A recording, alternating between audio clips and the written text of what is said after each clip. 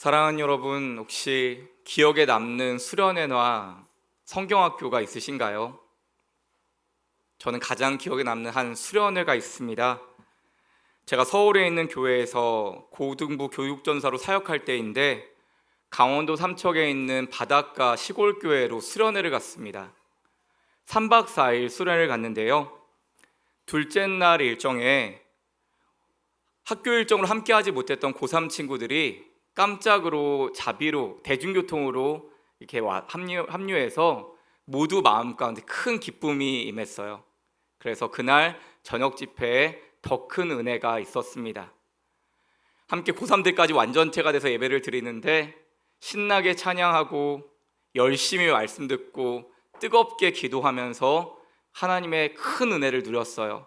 그래서 너무 기쁨의 집회를 잘 마치고 나서 이제 자기 위해서 숙소로 다 돌아갔는데 갑자기 여자 숙소에서 큰 비명소리가 들렸습니다. 시골교회 예배당이라 여자 숙소가 교육관이었는데 좀 떨어져 있었거든요. 그래서 비명소리를 듣고 달려갔는데 그날 밤은 마치 이번 주처럼 폭우가 내리던 깜깜한 밤이었어요. 창문이란 창문은 죄다 다 열려져 있었고요. 열려서 비바람이 들추고 있었고 여자 숙소 바닥은 온통 흑발투성이와 흩어진 물건들로 난장판이 되어 있었습니다. 과연 무슨 일이 있었던 걸까요? 저희가 은혜롭고 뜨겁게 예배하던 그 시간에 도둑이 든 거예요. 그래서 지갑, 옷, 가방들을 싹 털어간 겁니다. 우리 아이들 것과 선생님들 것을 싹 털어간 거예요. 저도 그동안 교회 사역하면서 이런 일은 처음이었거든요. 모두가 다 겁에 질렸고 모두의 마음이 함께 무너졌습니다. 모두의 마음 가운데 두려움이 임했다는 표현이 맞을 것 같아요. 아니, 수련회 기간에 도둑이 들다니, 그것도 우리가 은혜롭게 예배하고 있을 때 그때 도둑이 들었다고 하니까 모두가 너무 마음이 힘들어했습니다. 여러분, 우리가 오늘 읽은 성경에도 그렇게 큰 두려움의 역사가 등장하는데요. 역대하 20장에서 만나는 여호사밧이라는 유대 왕과 백성들 이야기입니다. 사실 오늘의 이야기는 역대기뿐 아니라 구약 성경 전체를 통틀었을 때 가장 하이라이트라고 하는 본문이에요. 그래서 가능하시면 오늘은 성경을 다 펴셔서 말씀의 흐름을 함께 살펴보시면 더 유익이 있을 것 같습니다. 오늘 본문 역대하 20장 1절을 보겠는데요. 구약 성경 680면에 있습니다. 역대하 20장 1절 말씀 우리 함께 읽어보겠습니다. 그 후에 모압 자손과 암몬 자손들이 마온 사람들과 함께 와서 여호사밧을 치고자 한지라. 오늘 등장한 이 유다의 여호사밧 왕은 하나님을 경외하는 선한 왕이었습니다. 선한 왕이 많이 안 나오기 때문에 그 중에 하나 손꼽히는 좋은 왕이었어요. 그런데 이 여호사밧의 통치 시기에 모압, 암몬, 마온이라고 하는 세 나라 연합군이 유다를 침공한 일이 발생한 겁니다. 여러분, 여기서 중요한 건 1절 서두에 나오는 그 후에란 표현인데요. 자, 앞에 어떤 일이 있었을까요? 그 후에란 시간은 여호사밧이 하나님의 뜻을 따라서 나라를 개혁하고 재판 제도를 정비하며 선한 통치제를 다 정비한, 무슨 뜻일까요? 하나님의 뜻에 순종해서 주님 원하신 뜻대로 나라를 잘 세워가던 그때였습니다. 여러분, 그렇게 하나님 말씀에 순종하며 나아갈 때, 더 믿음 생활 잘하고 뜨겁게 예배할 때 그때 더 복이 임해야 되는 거 아니에요? 하나님이 그때 더 충만한 은혜로 함께 해주셔야 되는 거 아닌가요? 우리가 생각할 때 하나님 복이 임해도 더 충만하게 임해야 할 시간인데 그때 세 나라 연합군이 한꺼번에 쳐들어오는 나라의 위기가 찾아온 겁니다. 이게 왜 그렇게 큰 위기였냐면요, 세 나라 연합군이 동쪽에서 이렇게 합을 이뤄서 오는데 반대쪽인 서쪽은 지중해였거든요. 뒤로 물러날 곳도 없고 용병들을 부를 만한 여유도 없는 겁니다. 나라의 큰 위기였어요. 이어지는 본문 2절입니다. 함께 읽어보겠습니다.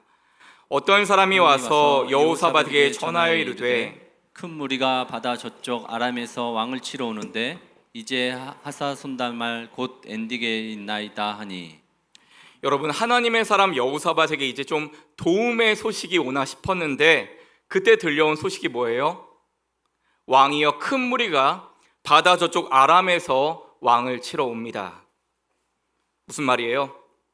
세 나라 연합군이 침공한 것도 모자라서 네 번째 나라인 아람까지 함께 합세해서 총 네 나라의 연합군이 여호사밧을 치러 오고 있다는 겁니다. 나라 최대의 위기가 온 거죠. 먼저 뭔가 문제의 실마가 풀려가야 할 그 시간에 오히려 더욱 마음을 어렵게 한 일들이 자꾸만 생기는 겁니다. 사랑하는 여러분, 그런데 우리의 인생도 이럴 때가 있지 않아요? 회사 문제로 잔뜩 골머리를 앓고 있는데 갑자기 부모님이 아프시다는 겁니다. 부부와의 관계에 골이 생겨 그렇게나 힘들어서 해결할 기미가 안 보이는데 갑자기 생각 못했던 자녀의 문제가 터지는 거예요. 신앙생활 잘해보겠다고 새벽도 깨우고 예배의 자리, 기도의 자리를 찾는데 그때 더 큰 어려움이 찾아오는 겁니다. 그때 우리들 마음에 두려움이 임하죠.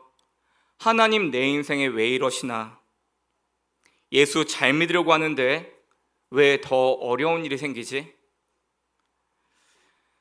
여러분, 당시 수련회 중이었던 저와 우리 선생님들도 마찬가지였습니다. 잔뜩 은혜 받고 하나님이 더 큰 은혜를 사모하며 나아가는데 그때 강도를 만났잖아요. 경찰에서 조사를 나왔는데 대답하는 것이 큰 증거가 없어서 잡기 어렵다는 겁니다. 아니, 잡으려는 시도도 안 하고 잡기 어렵대요. 그리고 한 일주일 정도 걸릴 거래요, 조사하는데. 근데 이분들이 더 실망했던 건 이분들 역시 잡을 의지가 없어 보였어요. 서울에서 왜 와서 사고 치냐고 굉장히 귀찮아하는 눈치였습니다. 근데 아이들이 그러는 거예요. 이번 수련회 망했다. 여자아이들은 다 두려워서 잠을 못 잔다고 하고 남자들 이게 무슨 일이냐고 떠들어댑니다. 우리 선생님들도 반으로 갈리는 거예요. 수련회 여기까지 해야 된다. 그만하자. 무슨 소리야, 수련회 끝까지 해야지. 둘로 나눠서 싸우는데 그냥 싸우는 게 아니라 서로 책임 전가하기 시작하는 거예요. 이게 누구 때문이냐? 왜 그러니까 관리감독 소홀히 하게 했냐 하면서 서로 싸우기 시작하는 겁니다. 아이들은 망했다 그러고 선생님들은 반으로 갈라져 싸우고 사람을 상대할 힘도 마음을 더 이상 둘 곳도 없어서 그 시간에 혼자 시골교회 강대상 밑에 엎드렸어요. 사랑하는 여러분, 인생을 살다 보면 이렇게 누구에게나 두려움의 시간이 찾아올 때가 있습니다. 믿음이 사정없이 흔들릴 때가 있죠. 그런데 여러분, 진짜 믿음은 어려울 때일수록 주님과 멀어지는 게 아니라 주님과 더욱 가까워지는 믿음이 진짜 믿음 아닐까요? 하나님 계신데 왜 내게 이런 일이 닥치느냐고 하나님을 원망하는 것이 아니라 이런 상황에 하나님도 안 계셨다면 어떡할 뻔했냐고 하나님 더 붙잡는 사람이 진짜 믿음의 사람인 것입니다. 여러분, 호수의 깊이는 얼마나 호수가 깊은지는 장마 때 알 수 있는 게 아니라 가뭄 때 알 수 있다는 말이 있습니다. 마찬가지로 진짜 믿음은 기도가 응답되었을 때 알 수 있는 게 아니라 기도가 거절당했을 때 그 사람의 믿음을 알 수 있는 거죠. 진짜 믿음은 문제가 닥쳤을 때 문제를 보는 믿음이 아니라 주님을 볼 줄 아는 믿음이 진짜 믿음인 것입니다. 우리가 오늘 읽은 성경 속 유다왕 여호사밧에게도 오늘 예기치 못한 두려움이 찾아왔지만 그는 두려움을 묵상하는 게 아니라 하나님을 볼 줄 아는 사람이었어요. 이어지는 본문 3절입니다. 함께 읽습니다. 여호사밧이 두려워하여 여호와께로 낯을 향하여 간구하고 온 유다 백성에게 금식하라 공포하매. 3절을 보시면 인생에 두려움이 찾아올 때 해야 할 일은 두 가지로 말하는데 첫 번째는 여호와께로 향한 일과 두 번째 금식하는 일입니다. 먼저 여호와께로 낯을 향하여라고 했어요. 인생에 두려움이 찾아올 때 우리가 가장 먼저 해야 할 일은 문제가 아니라 주님을 바라보는 일입니다. 여러분, 믿음이 뭐예요? 믿음이 주님 바라보는 거라고 했죠. 하나님 바라볼 수 없는 상황에서 하나님 바라보는 게 믿음입니다. 사실 우리 인생이 아무리 믿음이 좋아도 1년 12달 365일 24시간 매일같이 주님 바라볼 수는 없어요. 그런데 정말 중요한 건 중요한 선택의 기로에서 하나님을 바라볼 수 있느냐, 이게 믿음이고 신앙이라는 겁니다. 여러분, 살다 보면 동서남북 사방이 다 막힐 때가 있죠. 앞으로 나아갈 수도 없고 옆에서 도와주는 사람도 없고 뒤에서 밀어준 사람이 없을 때가 있어요. 이걸 동서남북 사방이 다 막혔다라고 하는데, 여러분, 사방이 다 막혔을 때 절대 막히지 않는 길이 있습니다. 그 길은 바로 하늘길입니다. 주님을 바라보는 길입니다. 하도 우리가 하나님 안 보고 사니까 사방을 막으시는 거 아닐까요?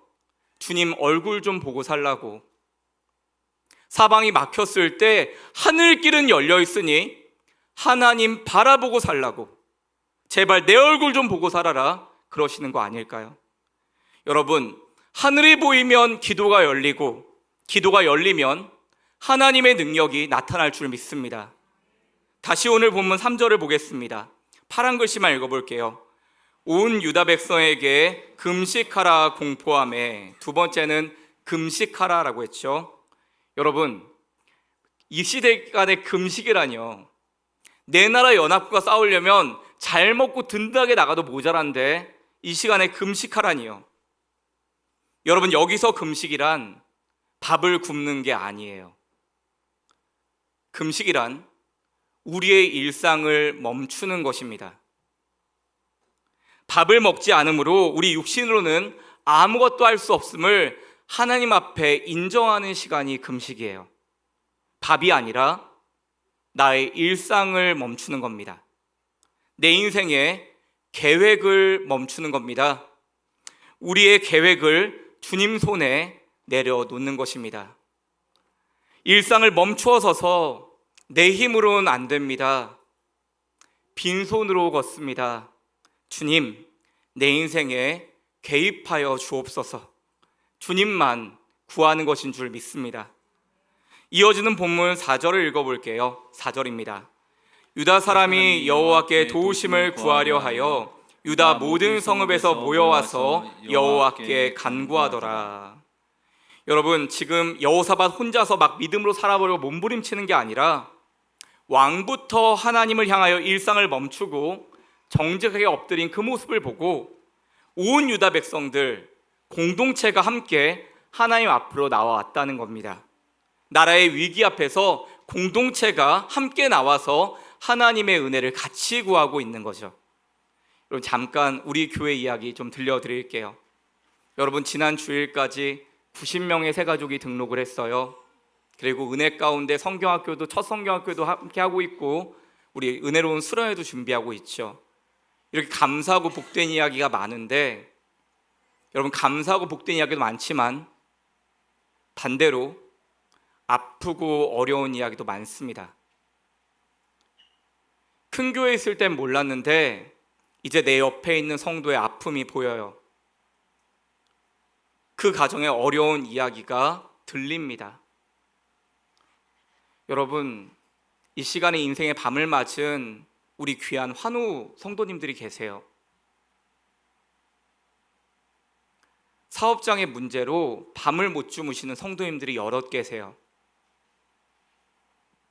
부모님의 아픔으로 지금도 마음을 쓰고 있고, 예상하지 못했던 자녀의 문제가 터져서 밤낮으로 부르짖는 가정이 있습니다. 그런데 그런 가정이 일부 있는 게 아니라 많이 있어요. 여러분, 한 가정 한 가정 보면요, 아픔이 없는 가정이 하나도 없어요. 문제가 없는 가정이 한 가정도 없습니다. 다들 간절함과 아픔을 가지고 있는데 표현하지 않을 뿐이지 많은 아픔과 문제들이 있어요. 그래서 바로 지금이 공동체가 함께 하나님 앞에 나아가 엎드릴 때인 줄 믿습니다. 여러분, 지난 시간에 말씀드렸죠? 공동체가 아픔을 보고도, 중요한 일을 보고도 기도하지 않으면 죽는다라고 했어요. 근데요, 같이 그 문제를 붙잡고 서로를 위해 기도할 때, 공동체를 위해 기도할 때 건강한 힘이 생기는 줄 믿습니다. 그럼 우리 교회가 살아날 거예요. 사랑하는 여러분, 이렇게 인생의 위기, 두려움이 찾아올 때 주님만 바라보고 주님 앞에 일상을 멈춰야 하는 이유가 뭘까요? 그 이유가 이어지는 본문 6절, 7절, 9절에 나옵니다. 6절 함께 읽어보겠습니다. 이르되 우리 조상들의 하나님 여호와여, 주는 하늘에서 하나님이 아니시나이까? 이방 사람들의 모든 나라를 다스리지 아니하시나이까? 주의 손에 권세와 능력이 있사오니 능히 주와 맞설 사람이 없나이다. 뭐라고 고백해요? 주님은 하늘의 하나님, 모든 걸 다스리시는 권세의 하나님이십니다. 주님, 그런 하나님을 신뢰하오니 우리를 도와주세요 하는 겁니다. 이어지는 7절을 같이 읽습니다. 시작. 우리 하나님이시여, 전에 이 땅 주민을 주의 백성 이스라엘 앞에서 쫓아내시고 그 땅을 주께서 사랑하시는 아브라함의 자손에게 영원히 주지 아니하셨나이까? 뭘 말하는 거예요? 7절은 전에 하나님께서 은혜 베풀어서 우리 여기 살게 하셨잖아요. 하나님, 과거의 은혜를 베푸신 대로 지금도 우리를 도와주세요 하는 겁니다. 자, 마지막 9절 한번 읽어볼게요. 시작. 만일 재앙이나 난리나 견책이나 전염병이나 기근이 우리에게 임하면 주의 이름이 이 성전에 있으니 우리가 이 성전 앞과 주 앞에 서서 이 환난 가운데에서 주께 부르짖은즉 들으시고 구원하시리라 하였나이다. 아멘. 하나님은 신실한 언약의 하나님이십니다.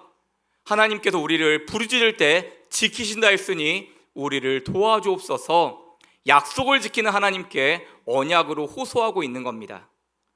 여러분, 이 세 구절을 하나로 압축하면 한 문장이 됩니다. 이를 한마디로 정리하면 신실하신 하나님을 다시 기억합니다 하는 겁니다. 나는 이 두려움의 때에 신실하신 하나님을 다시 기억합니다. 그래서 우리 어르신들이 그렇게 찬양하죠. 지금까지 지내온 것 주의 크신 은혜라. 주 안에 있는 나에게 딴 근심 있으랴. 하나님이 지켜오셔서 여기까지 왔습니다라는 고백이에요. 그 하나님 이후도 지켜주옵소서 하는 겁니다. 다시 수련의 이야기 잠깐 해볼게요. 마음이 물이 됐다고 했잖아요. 잘 수가 없었어요. 왜냐하면 선생님과 아이들이 시내에 조서 쓰러 갔거든요. 한쪽에서는 이 수련 해야 된다 말은 이거 누구 책임이냐 계속 싸우고 있고, 애들은 이번 수련에 망했다 그러고, 제가 사람을 상대할 수 있는 힘이 하나도 없더라고요. 그래서 혼자 강대상 밑에 엎드렸다고 했죠. 근데 여러분, 정말 힘들면 기도가 한마디도 안 나오는 거 아시죠? 너무 힘들면 기도가 한마디도 안 나와요. 그래서 그냥 강대상 밑에서 그냥 엎드려만 있었어요. 마음 가운데 이게 진짜 망한 거구나라는 생각이 들었어요. 이게 진짜 망한 거구나. 그럼 정말 당장 정리하고 내일 아침 일찍 서울 올라가야 될까? 돌아가면 바로 교회부터 사임해야겠지? 얼마나 전사가 은혜가 없으면 수련회 때 도둑을 만나. 그러면 앞으로 사역은 어떻게 하지? 이렇게 능력 없는 목회자가 어떻게 사역을 하지? 나의 사역은 여기까지인가 싶더라고요. 마음이 다 물이 된 것 같아서 한참을 그렇게 앉아있다가 입을 열어 이렇게 기도했어요. 하나님, 다 이해할 수 없는 상황이지만 주님만 바라봅니다. 지금까지 도와주신 하나님, 다시 우리를 불쌍히 여겨주시고 인도해 주세요. 이대로 그냥 돌아가면 아이들과 선생님들 모두 다 평생의 신앙에 상처를 입습니다. 신실하신 하나님, 우리에게 다시 은혜를 베풀어 주세요. 울부짖고 기도하다가 그 자리에서 잠들었어요. 이어지는 본문 12절입니다. 함께 읽습니다. 우리 하나님이여, 그들을 징벌하지 아니하시나이까? 우리를 치러오는 이 큰 무리를 우리가 대적할 능력이 없고 어떻게 할 줄도 알지 못하고 오직 주만 바라보나이다 하고 12절 보시면 오직 주만 바라보나이다 했어요. 무슨 뜻이에요? 우리는 저들 막을 힘이 없으니 하나님 우리를 도와주세요. 우리는 오직 주님만 바라볼 뿐입니다 하는 겁니다. 오직 주만 바라보나이다. 여러분, 항복하는 거죠. 내 삶의 모든 주권이 제 손에 없고 하나님 손에 있습니다. 주님 도와주세요. 주만 바라본다는 건 하나님께 나의 모든 상황에 주권이 있음을 고백하고 인정하는 겁니다. 근데 여러분, 오직 주만 바라보나이다 라고 했는데 내가 주님 바라본다고 하지만 이 의미를 생각해 보면 이는 반대로 주님께 대묻고 있는 말이기도 해요. 오직 주만 바라보나이다는 하나님 다 보고 계시죠? 라는 의미예요. 하나님 내 삶을 다 지켜보고 계시죠? 여러분, 자녀가 힘들 때 부모에게 나가서 어떻게 해요? 부모 얼굴 빤히 바라보잖아요. 왜 바라봐요? 내 아픔에 공감해 달라는 거죠. 나의 간절함을 들어달라는 거죠. 그 마음으로 나 좀 봐주세요라고 간절하게 부모를 찾잖아요. 그것처럼 여호사밧과 백성들이 하나님 앞에 엎드리는 겁니다. 오직 주만 바라보나이다. 주님, 우리 좀 바라봐 주세요. 내 삶의 문제와 아픔들을 바라봐 주세요. 이 상황 속에서 주님만 바라보고 있듯이 주님도 내 삶을, 우리의 문제를 바라봐 달라는 간절한 요청인 것입니다. 사랑하는 여러분, 우린 다윗 이야기를 잘 알고 있습니다. 다윗의 인생에서 가장 어려운 시간이 언제였을까요? 아들 압살롬에게 배반당했을 때가 가장 아플 때였을 것 같아요. 다윗의 노년에 아들에게 반란을 당해서, 부하들에게 배반을 당해서 자다 말고 도망가는 장면이 나옵니다. 피난을 가요. 사람들이 손가락질해요. 저거 망한 인생이라고. 오죽 망했으면 자식한테 버림당하겠냐, 부하들한테 배반당하겠냐, 저거 망한 인생이다 손가락질해요. 다윗이 어떻게 도망가냐면 고개도 못 들고 눈물을 흘리면서 맨발로 도망을 가요. 얼마나 마음이 아프겠어요. 근데 그때 부른 노래가 시편 62편입니다. 나의 영혼이 잠잠히 하나님만 바라며 나의 구원이 그에게서 나온도다. 여러분, 죄송합니다. 구원은 무슨 놈의 구원이에요? 자식한테 지금 배반당해서 도망가고 있다니까요. 근데 다윗이 고백하는 거예요.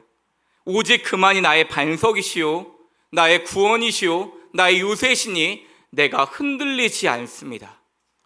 사정없이 흔들리고 있는데 왜 흔들리지 않는다고 하죠? 여러분, 지금 다윗이 이 찬양을 누구한테 하고 있는 거예요? 하나님, 내 삶 좀 보세요. 사람들은 손가락질하고 망한 인생이라고 하지만 하나님은 여전히 내 삶에 계십니다.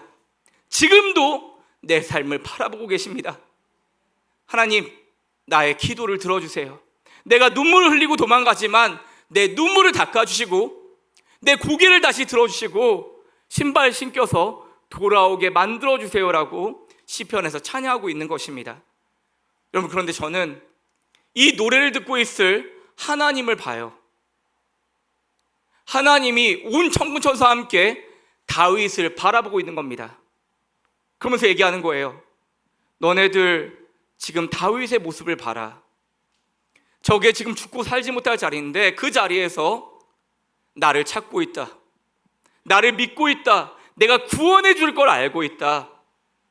내가 저 고백대로 해줄 거다. 눈물을 닦아줄 거고 고개를 들어줄 거고 신발 신겨서 돌아오게 만들 거다. 다윗, 너의 고백대로 될 거다. 정말 다윗은 하나님의 선포대로 되었어요. 하나님이 다윗 눈물을 닦아주고 고개를 들게 하시고 신발을 신겨서 다시 돌아오게 만드셨습니다.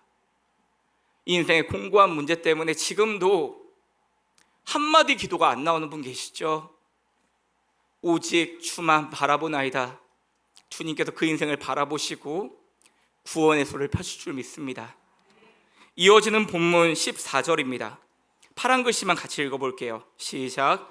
여호와의 영이 회중 가운데에서 레위 사람 야하시엘에게 임하셨으니. 아멘.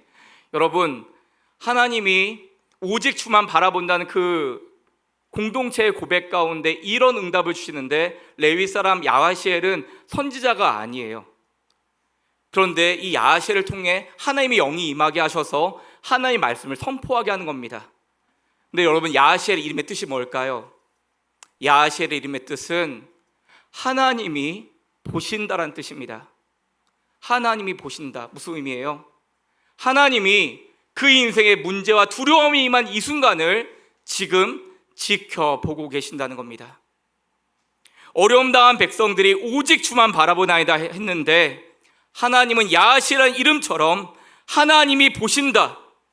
내 모든 상황과 문제와 아픔과 공고함까지 지금도 지켜보고 계신다는 것, 그것을 믿는 것이 우리의 믿음인 줄 믿습니다. 이어지는 본문 15절입니다. 함께 읽겠습니다. 야하시엘이 이르되 온 유다와 예루살렘 주민과 여호사밧 왕이여 들을지어다. 여호와께서 이같이 너희에게 말씀하시기를 너희는 이 큰 무리로 말미암아 두려워하거나 놀라지 말라. 이 전쟁은 너희에게 속한 것이 아니요 하나님께 속한 것이니라. 아멘. 이 전쟁은 너에게 속한 것이 아니요 하나님께 속한 것이니라. 우리 인생에 말씀하시는 주님의 음성인 것입니다. 전쟁은 나에게 속한 것이다. 여러분, 기도하지 않았을 땐 내 문제, 내 전쟁이었는데 하나님 붙잡고 나아갈 때 이제 나의 전쟁에서 하나님의 전쟁으로, 기도로 하나님께 이 전쟁을 맡기는 것입니다. 여러분, 우리 기도 왜 하죠? 언제 기도하죠? 여러분, 기도는요, 마음에 평안 얻으려고 하는 게 아니에요. 기도에는 실제적인 능력이 있습니다. 여러분, 기도는요, 담력을 얻는 시간 아니에요. 그저 두려움을 내쫓는 시간 아니에요. 그거는 엑스트라 덤으로 오는 것이, 우리가 기도하면 지혜가 많아진 정도가 아니라, 무슨 마음에 평안이나 위로받 정도 얻는 것 정도가 아니라, 기도는 내가 기도하면 하나님이 일하시는 시간이라는 것입니다. 내가 기도하면 하나님이 일하시는 줄 믿습니다.